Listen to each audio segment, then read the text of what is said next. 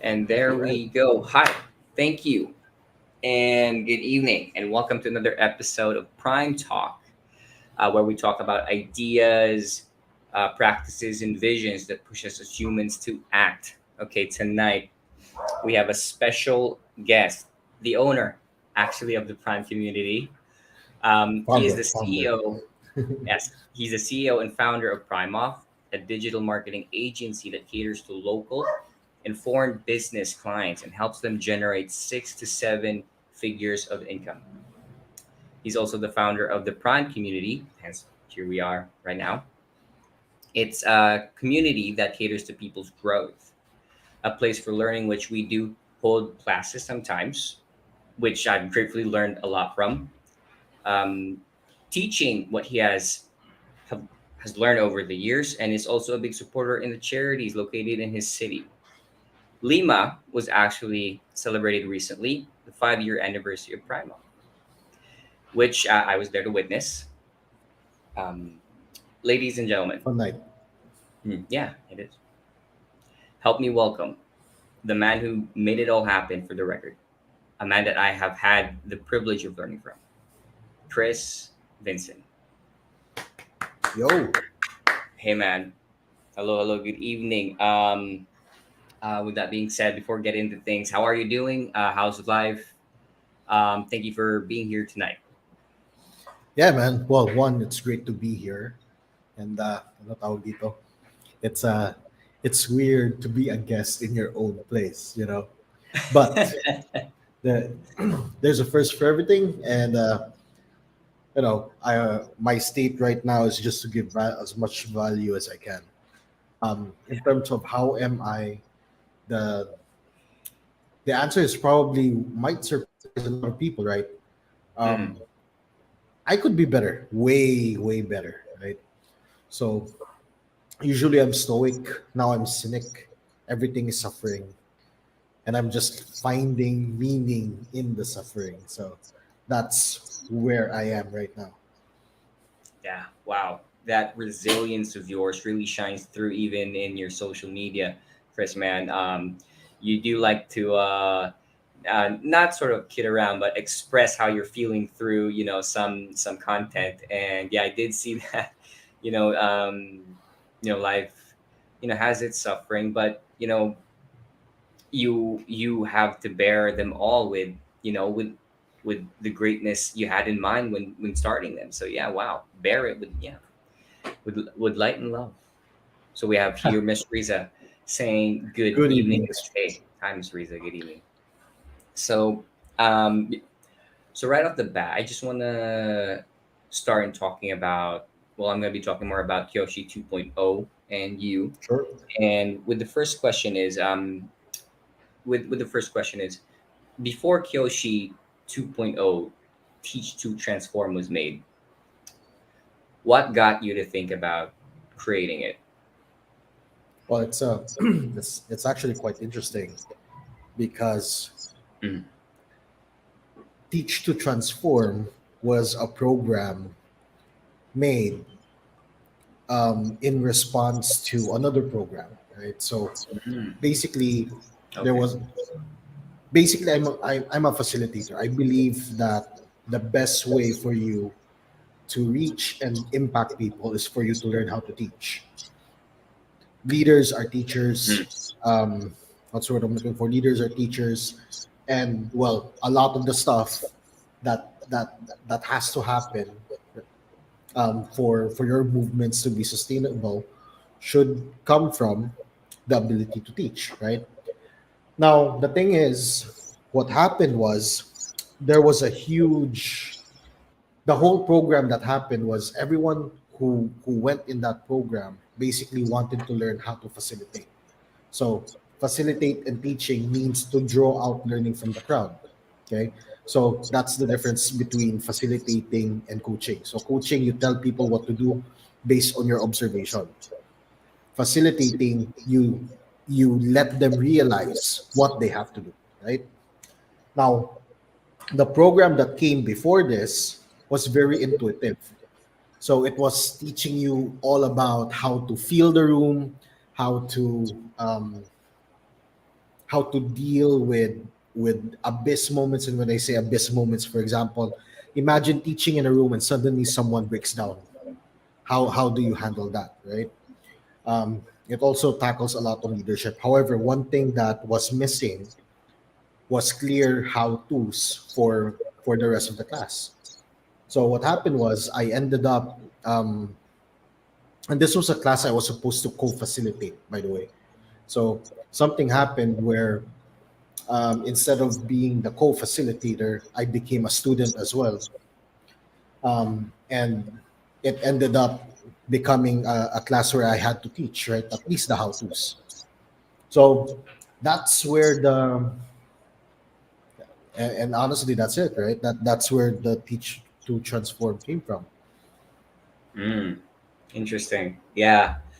I was actually, going into this tonight. I wanted to learn what the specifics and details, how this whole thing, which is a brilliant thing, because I've been a part of this thing for a substantial amount of time now, and have been utilizing the information you put together.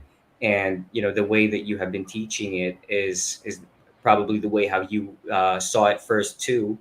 And you had to figure it out how to, yeah, disseminate this information in multiple ways, because we weren't built like the same human beings in your classes. So wow. Yeah, That, and yeah, and I just want to share this, right? go for it, please, man. One of the reasons why facilitating spoke so much to me is that it's different. How many of you have ever attended a corporate training before? Type me in the comments, right? So it's different. So most of the time, trainers have what you call scripts and frameworks that they follow to the letter. Now, facilitating is a bit different. Some do, some follow things to the letter. But what I witnessed with one of the programs, and I still recommend this program, by the way, it's called Unbounded, was that holy, holy crap, um, each class is different, even though I'm teaching the same thing. And the reason why is that, um, each student or each class had different students, had different issues. And I'm like, this is how I wanna teach and impact people. So yeah, Wow. just adding that there. Yeah, thank you for sharing that.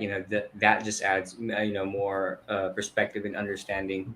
When I look at you, Chris Vinson, man, like you have this thirst for this variety of individuals who's craving for information and knowledge and wisdom, and you want to be a part of that growth, and you're interested in learning all these intricacies around people. Because again, like I said earlier, we're not the same human beings when we came to you, and me, who's who loves to learn, sees you doing what you do best, and how you deal with us, and in the multi you know ways we take your information. And it's just a fun ride for me, because I get to see how everything from a different point of view happens, because I take it like this, but how you, Someone else takes it like that. Yeah.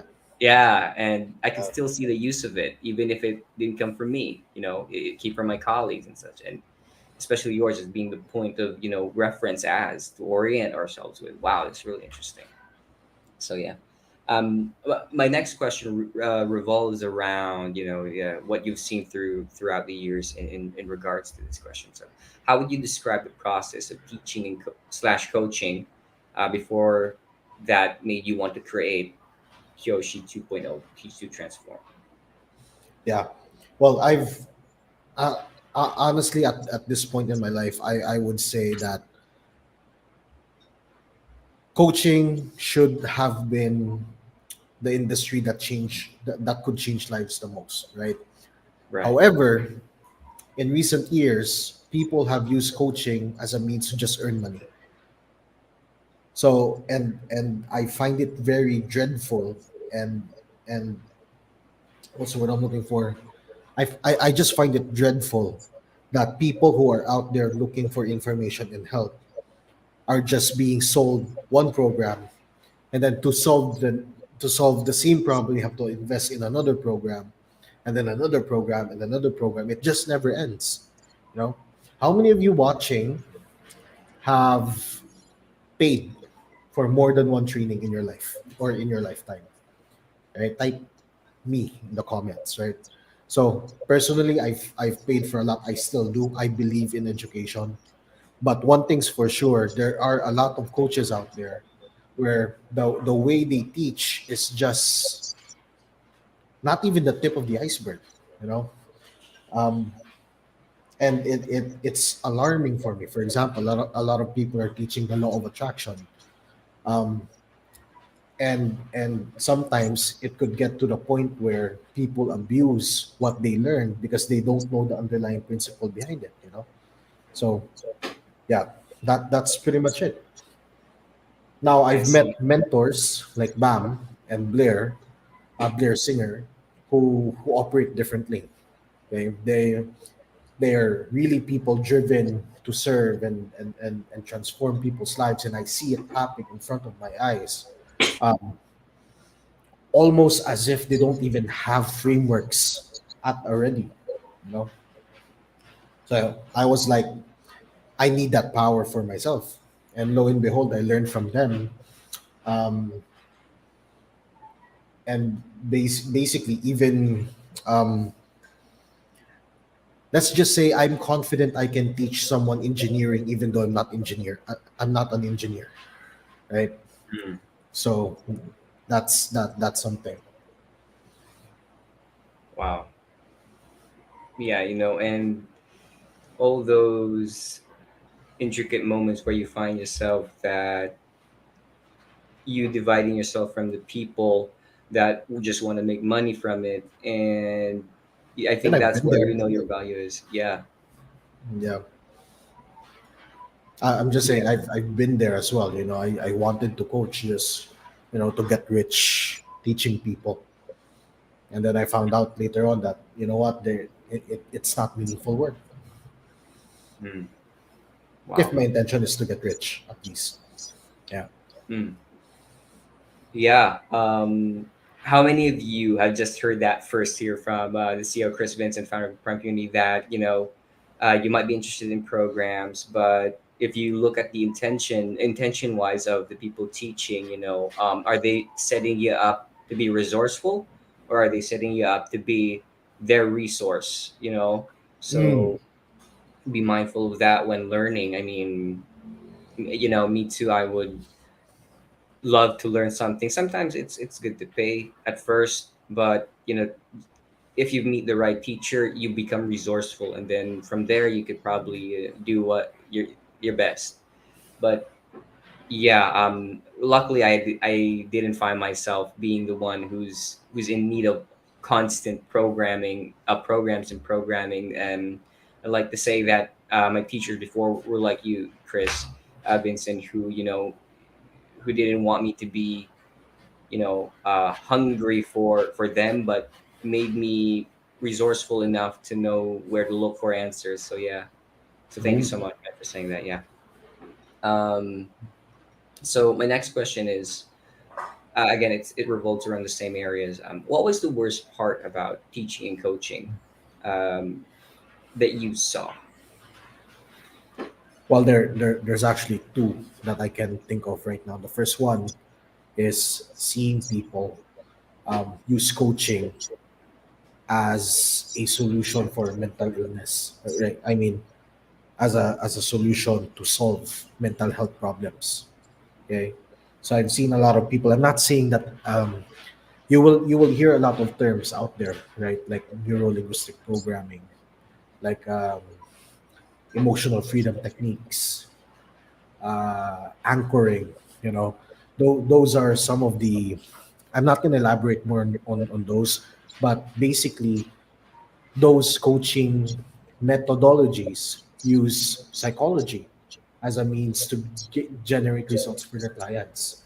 Now, one of the biggest issues that I have with that is that, yes, and to be clear, I practice NLP, right? I do EFT, I anchor, okay. However, one of the biggest issues I have with that is that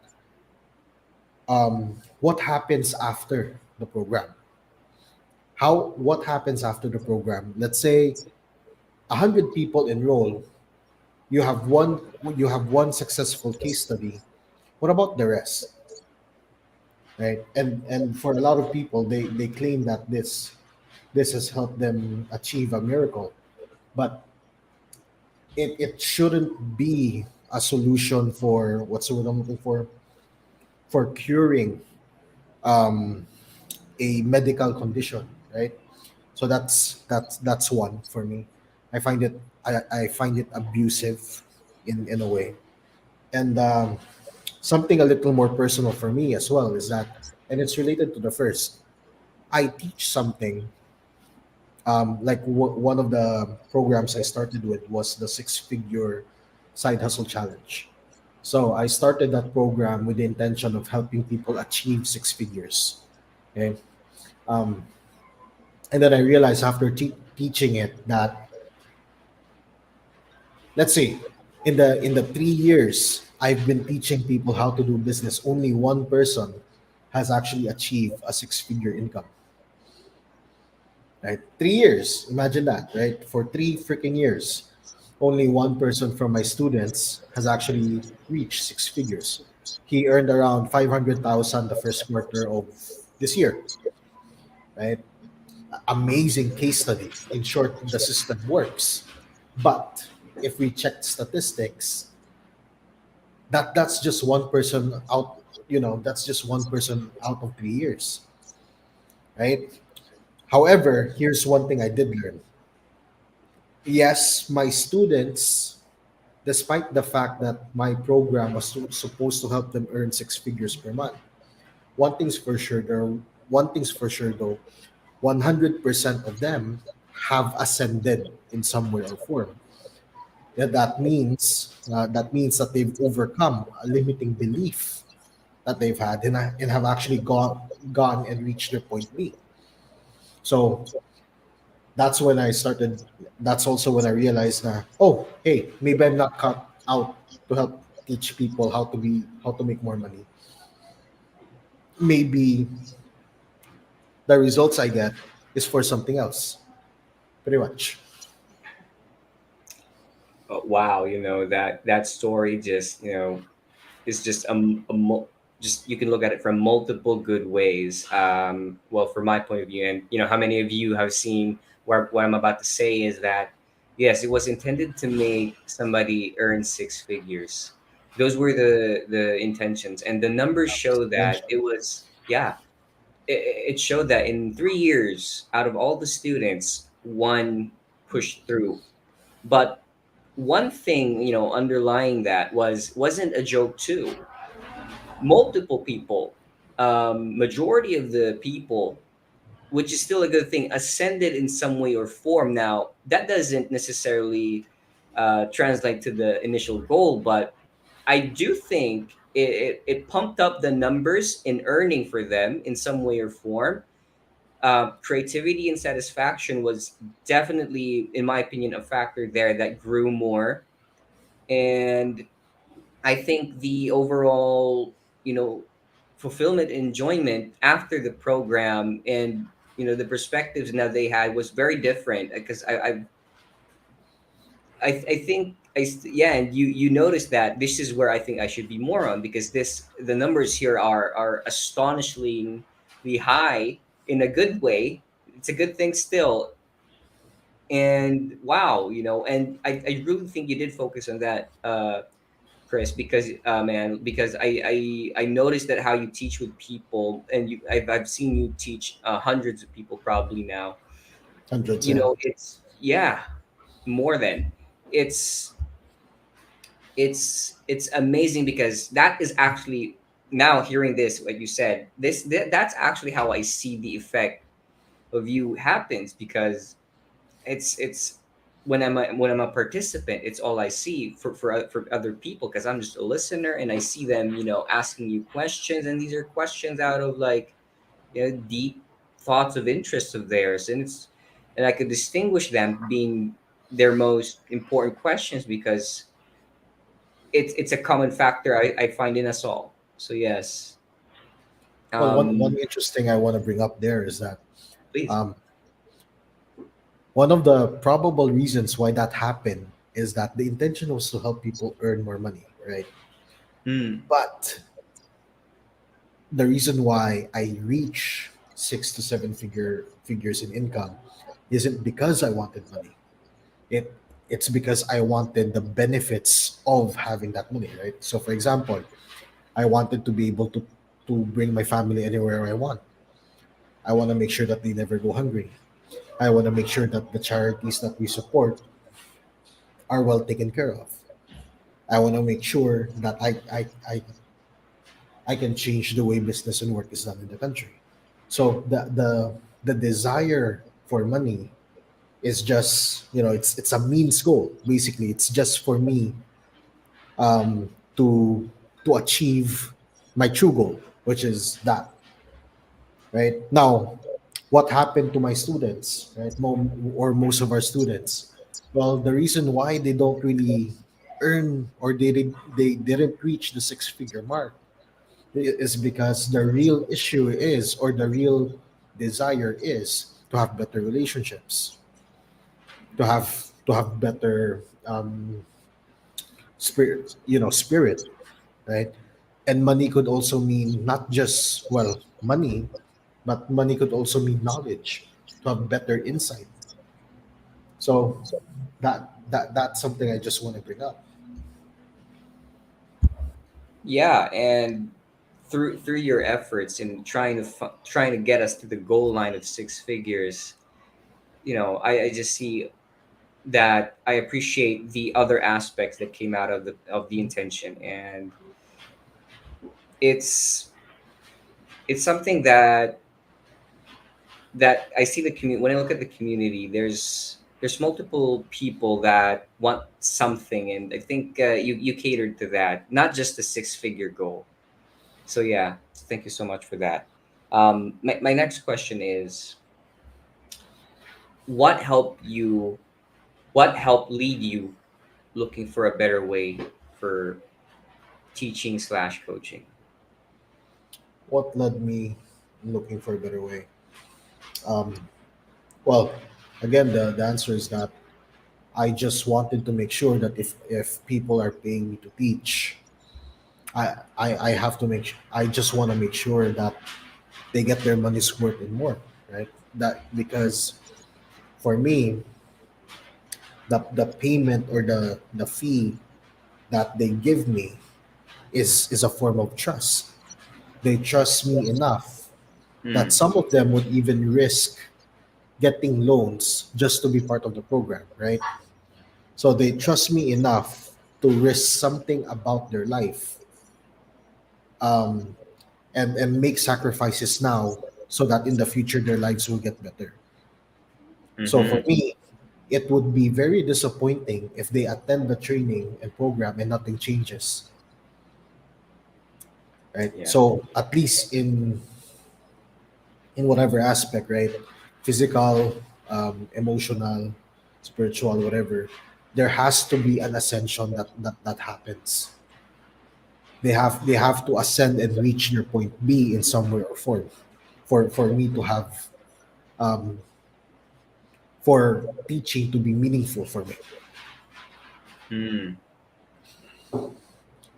Wow, that's very interesting. You're looking for that glimmer of meaning, that's your cue that you're now going to do this thing, and you know you're capable of doing it, because I think it starts with, if you can take yourself there, and familiarize yourself with all its intricacies, because you can talk about it, all day long, all week long, and you can guide them through very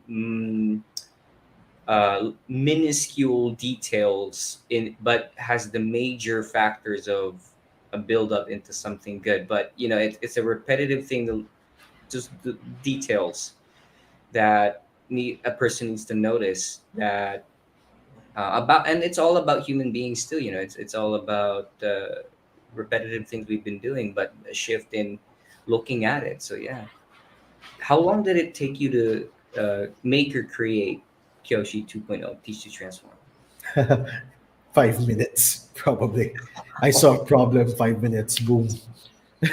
And there's a reason why, right? Yeah, Mm, and I just want to highlight Miss Riza. Thank you for engaging this, right? mm. For the different perspective. And earning money is a good goal. However, that is more is to see people grow as they go through the program. Yes, exactly. Thank you, Miss Riza. Now, okay, so teach to transform. Why did it take me just 5 minutes? Well, you know the saying where you're not paying someone for how long it takes to create something. You're paying someone for their expertise or experience in creating something, right? So, for example, um, just because someone works 8 hours a day doesn't mean that the amount of value that work um, equals an hour of work of someone else, right? So for me, the reason why it only lasted like 5 minutes was because one, I had the right tools ready, right? Number two, I've already had the experience. So um, put me in any room, give me give me a whiteboard and pens, I can teach anything. Mm. So it's something like that. Um, but yeah, I mean the framework is there, and at the same time, I was already paying attention to what the problems are. So I Mm. already knew beforehand, okay, so this guy has this issue, this one has this issue. So, okay, this is the program they need, right? This is the framework they need, etc., etc. Right. And I agree with you there, man. Like, for somebody who has that ambition to teach, has to have that, instinct to distinguish now what problem anyone is carrying. And to be able to do that, yeah, go for it, man. Go for it. Right, right. The program took 5 minutes. Naming the program took months. Well, Yeah, it's an enigma of good things, and it does, I think, believe need that much time to title it, to because where you're trying to put it in a vessel, in a capsule that that this is what it is for, and you're trying to find a great name for it, which I really love now because, yeah, guys, I've been saying it a lot recently when we do this interview and talk, Kyoshi to, yeah. to Teach to transform. transform. Yeah, It's amazing. Like, teach to transform. Like, firstly, I need that. What is I need to teach to transform? Like, myself first, and then I'll be able to familiarize the intricacies through my efforts in understanding me and how that plays out in me, so I can start yeah. the process of giving it to others. So, thank you, man, for having that intention. I am deeply ingrained in its familiarities each time you do a class. And my next question is, who do you look for as a means for this, for people, teach this for people? What specific human being are you looking for that can benefit from this? Well, I'm looking for. Uh, okay, this is gonna be a bit hard for me um, to simplify, but I'm looking for someone who has a voice. Okay? Mm, They have a voice. They have a movement. They have a fire in them that they want to share to the world. And and I don't mean confidence, right? You could have stage fright. You could um, you could have something else where you can't socialize with other people. But one thing I'm very certain of is that you're someone who has a message, and you want to share that message to the world. Now, here's a very good example. My way to teach to transform is to quite literally teach people how to teach to transform, right?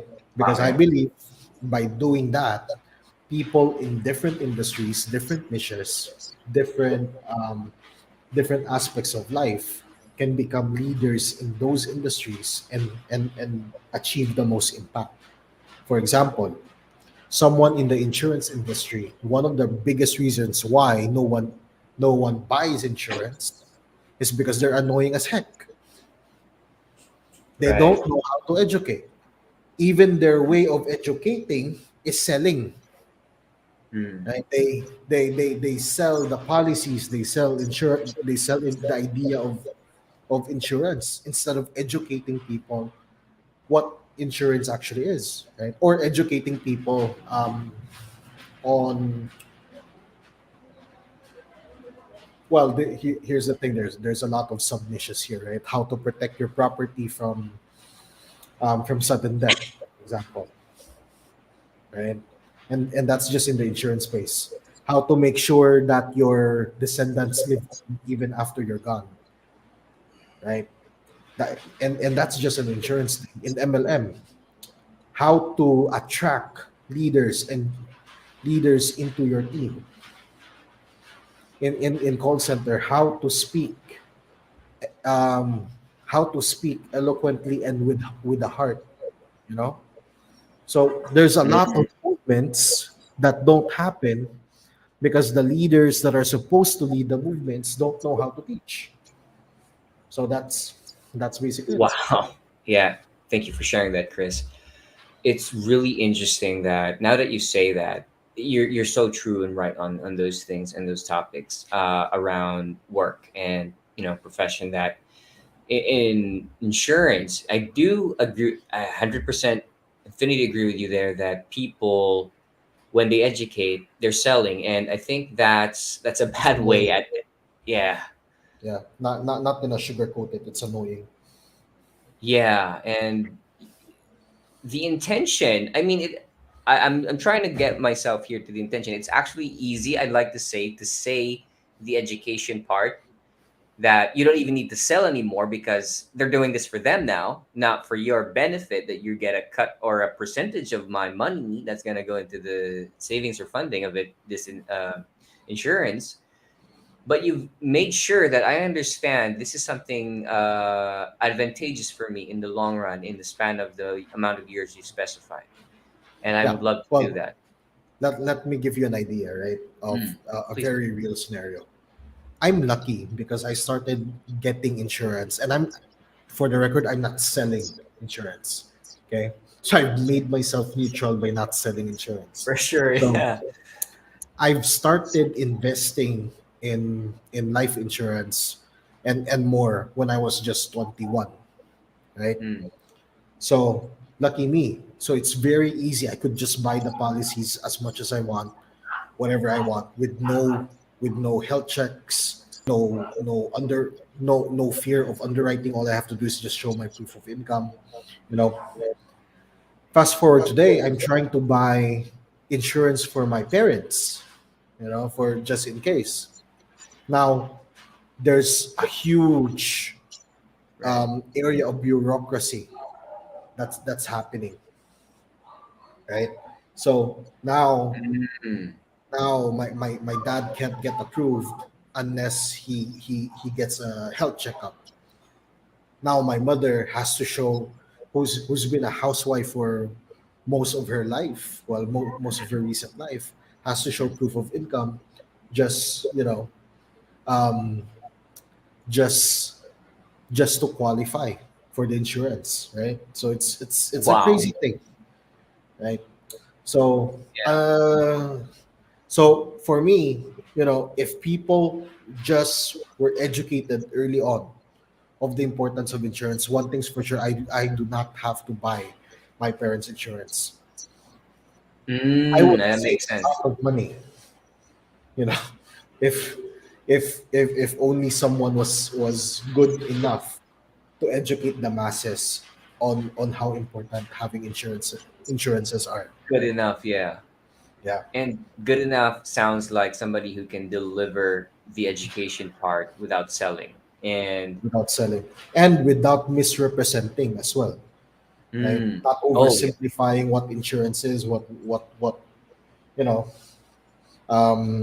because it's a whole complex niche, right? yeah, So yeah. And I think the individual who's good enough should look like not just being able to show the benefits of this and this course of investment, but helping the individuals too, the ones they're talking to, achieve the capacity to actually pay something, not just give them a way of a way to put something in it, but educate them still to how to make something of the capacity or more to fill the space with. So yeah, I'll just read a comment here from Miss Riza.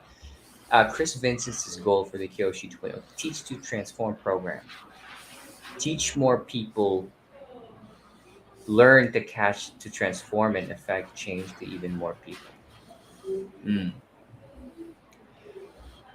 I think change is something a skillful person can do, and you've done it so many times, man. You've been able to give me perspectives that, and not just me, and for people here that have in the community that have procured your lessons throughout the years.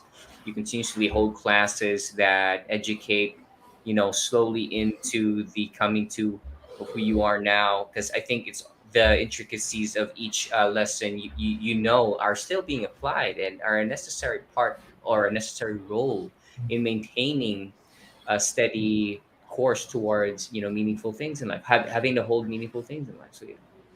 um I just want to add there as well. I can yeah. do that as well without having to put my best foot forward, and that's relevant because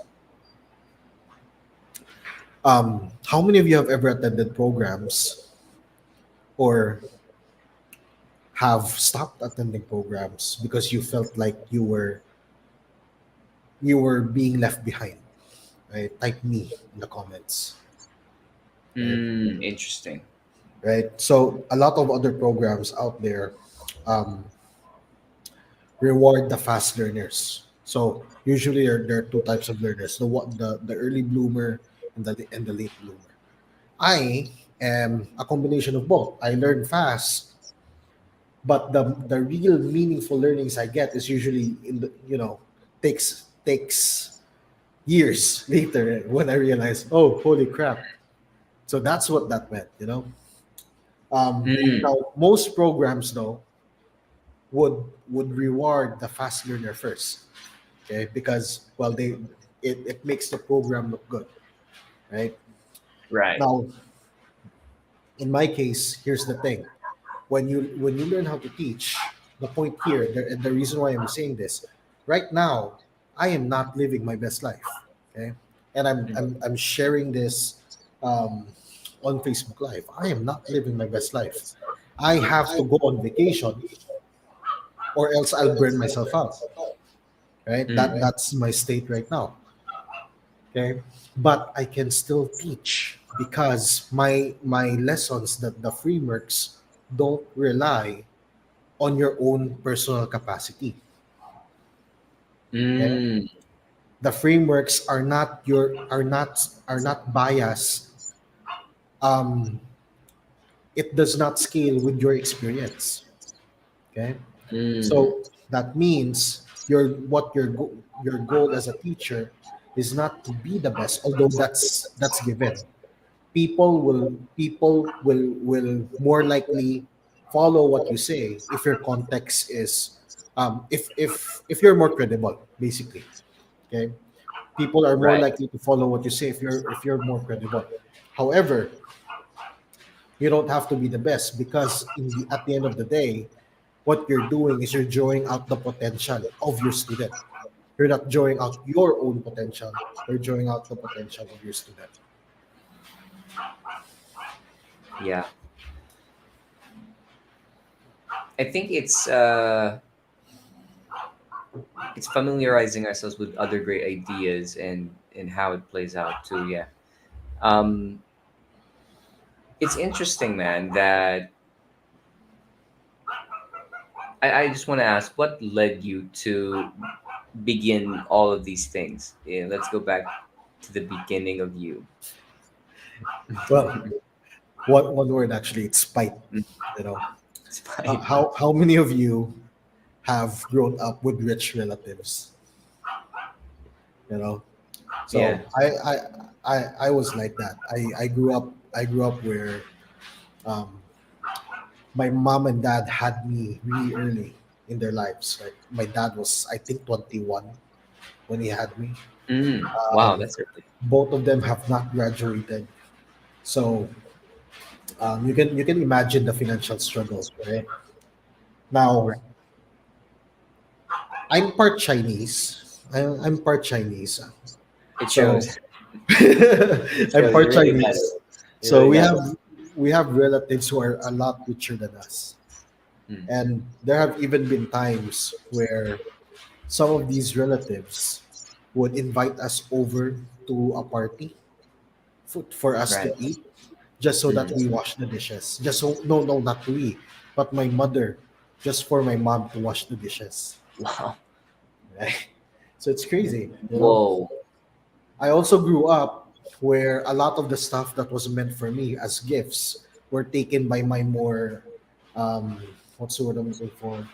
The cousins of mine that were more um what's the word I'm looking for? That were Well. well off. Yeah, Yeah. Well off. right. Yeah.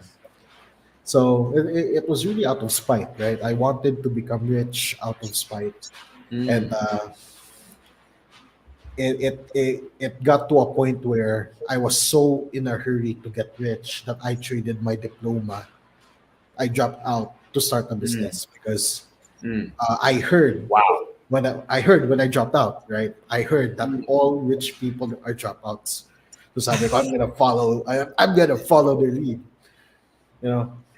And then I find out years later, oh wait, Steve Jobs, Mark Zuckerberg, Mm. Bill Gates, Ivy League dropouts mga to. Mm. they're Yeah. Yeah. they're a Yeah. whole different breed of dropouts. Like what? And I'm like, Wow. bad advice, guys. Bad advice. Yeah. So yeah, that's pretty much what happened, man. So long story short, I was in Icarus. I flew too high towards the sun and I fell.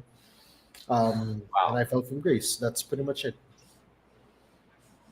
Okay, thank you for sharing, man. I think people, who's watching, love that authenticity. As much as I do too. I really love that authenticity.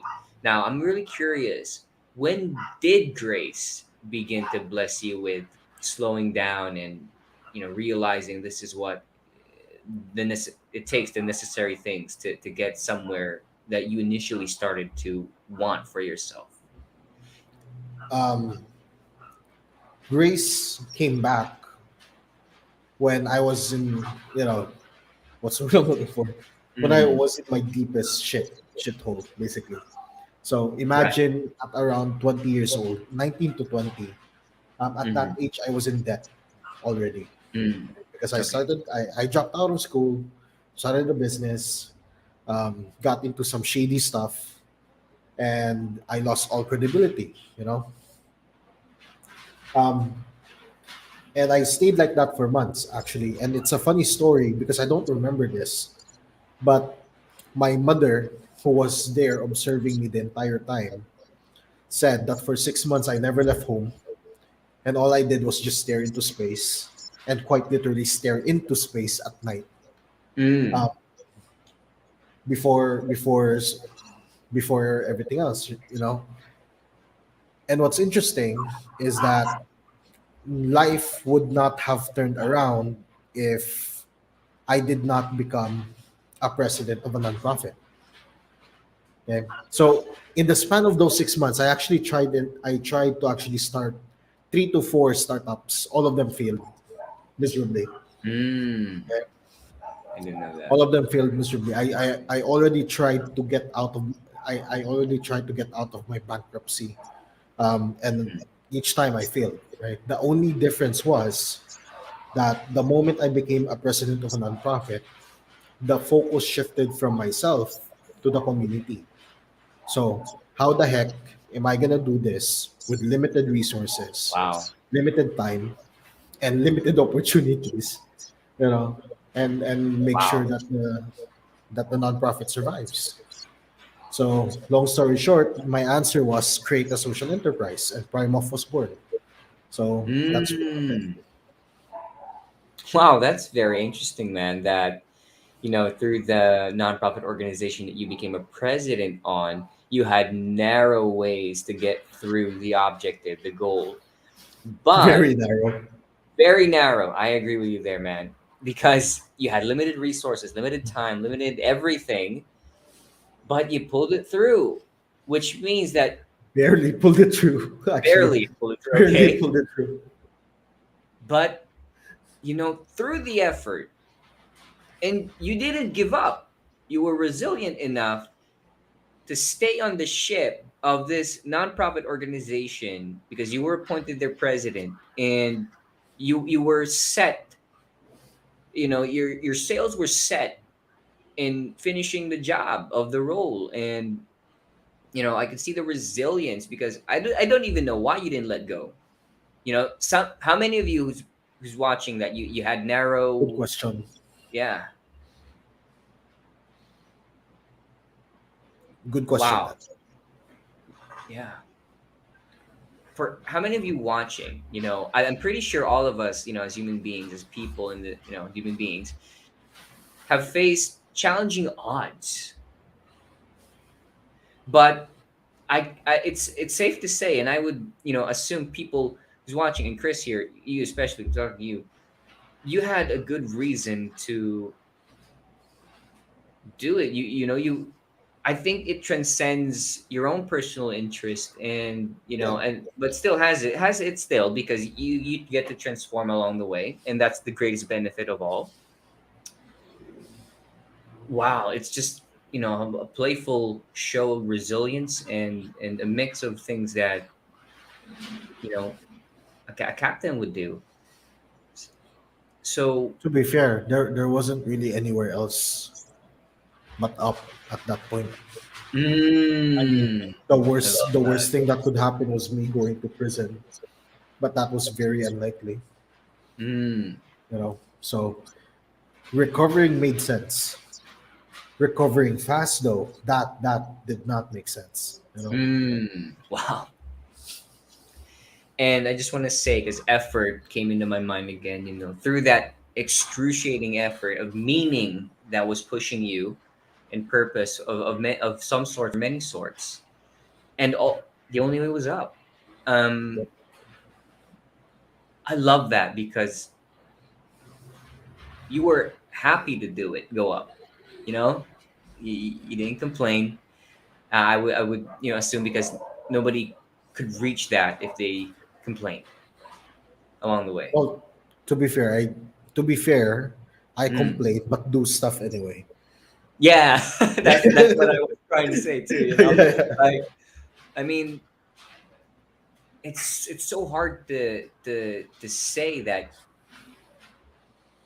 you know, but you can say it, man. Like, thank you for helping me say it. And through those years, Primof was made. It gave birth to Primof, and I, I'm I could really say that Primof embodies those efforts that primarily were the cause of birth.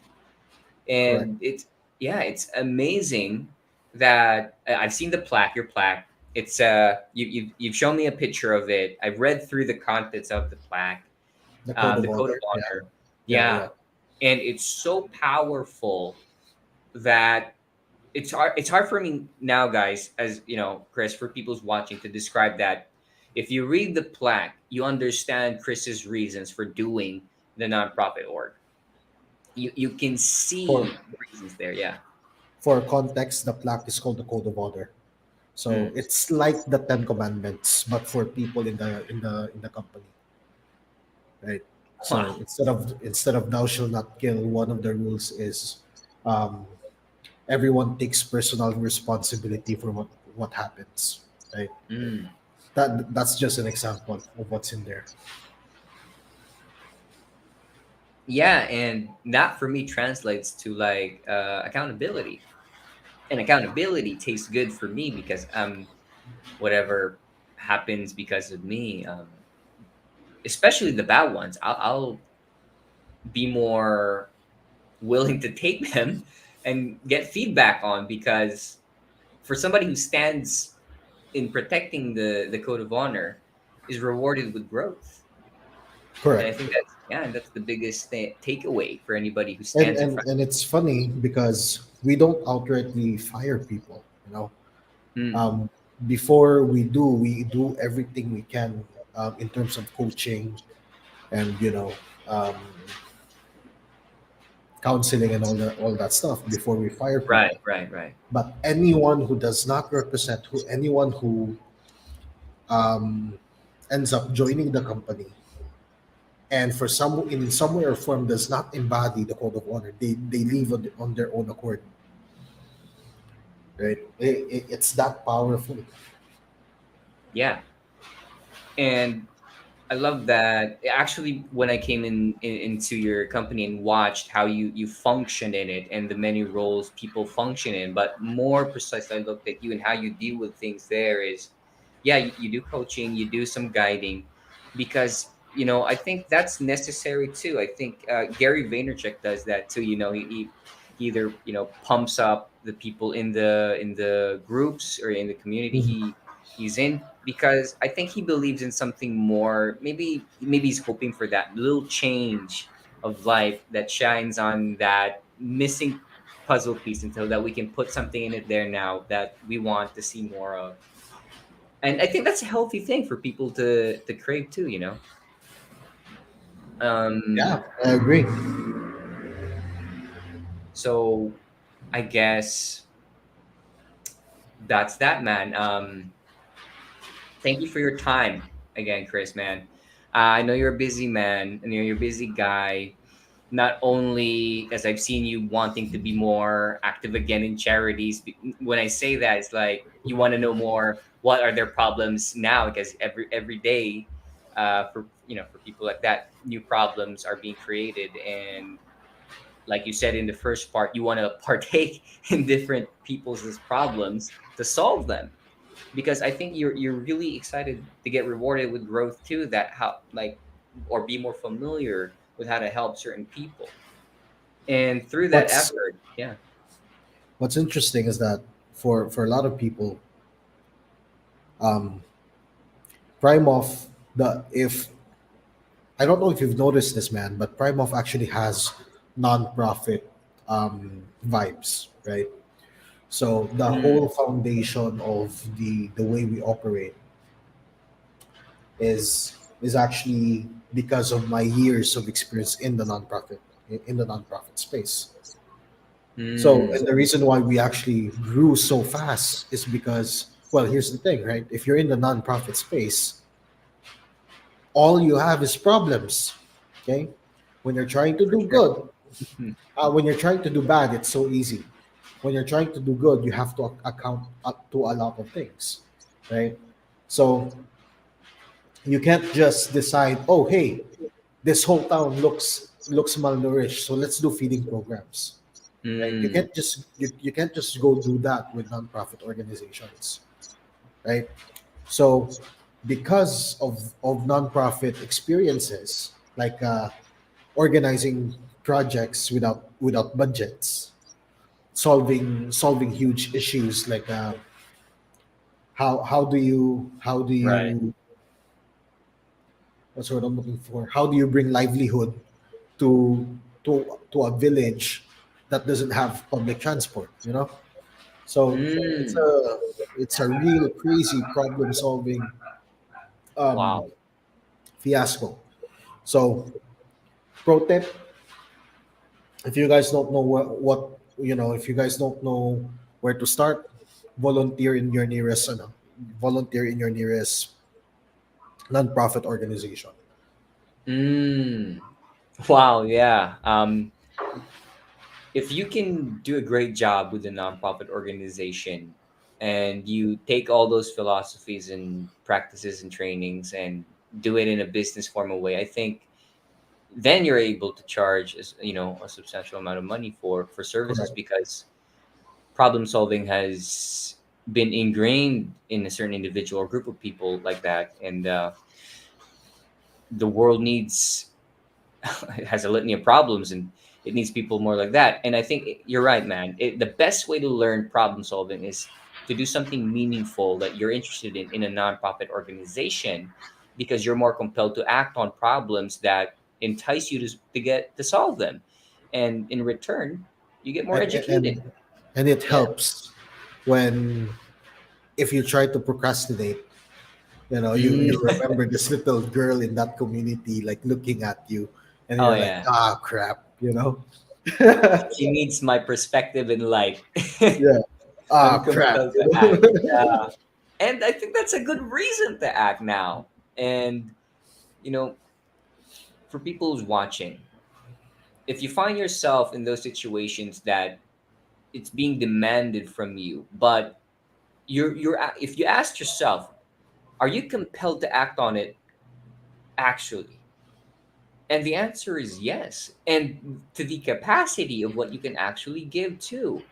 And providing that capacity will entice the individual to crave and find more ways to provide in that capacity. And huzzah, you get to learn effective human being traits in the world. You get to develop love and care for things. And I think that's a learnable skill, but it has weird ways in finding it. Thus, the nonprofit organization. And I think, and I'd like to extend more into that. Find an individual, a mentor that you think carry those things through in being practiced in a nonprofit organization. The way that person functions, he or she functions, is like that to like a nonprofit organization, but the philosophies that carried out in leading people shows through those years of fundamental learning in these certain areas. And yeah, I think it's foundational for anybody worthwhile. What do you say, man? yeah. And pro tip again, if you're looking for those mentors, there's more than just me or Matt in the Prime Mhm. community. Yeah. Thank you, man. They have different movements, they have different platforms, they have different voices that you might want to hear, but there's no better place for you to find people who genuinely care about your growth. Thank you, man, for saying that, because I actually embody that message too. And I want people to feel that too. Like I'm looking more at how you feel on a day-to-day basis doing things and with meaning than any other reason, but for that main point. And with that being said, Chris, thank you so much, Chris Vincent, for your time. um I really My enjoyed, pleasure. yeah, learning more about your history and the coming to the nowadays now. And it's filled with reasons that resilience can be found in, and the meaning you wanted for yourself too. And you're now able to provide to a litany of people. So thank you, man. For everybody who's watching, see you next time. I will be. I think I will be. No, nothing. I will be the next speaker for the Kyoshi sessions. Oh, so who's gonna do the interview next time? It's Sir Gerald, I think. Yeah, Ah, okay. yeah. But that way, if you'd like, we could change it up a bit if you'd like. No, no, I I trust just you want to guys. get asked great questions too. So, yeah. um, with that being said, yeah, um, I'll prepare something for you guys that are is just around my alley. And yeah, with that being said, again, Chris, thank you so much for your time. It was a valuable lesson learning who you are and your reasons. So No that being problem, said, man. My everybody, pleasure. yeah, Good thank you. night. Good night, everybody, and yeah, thank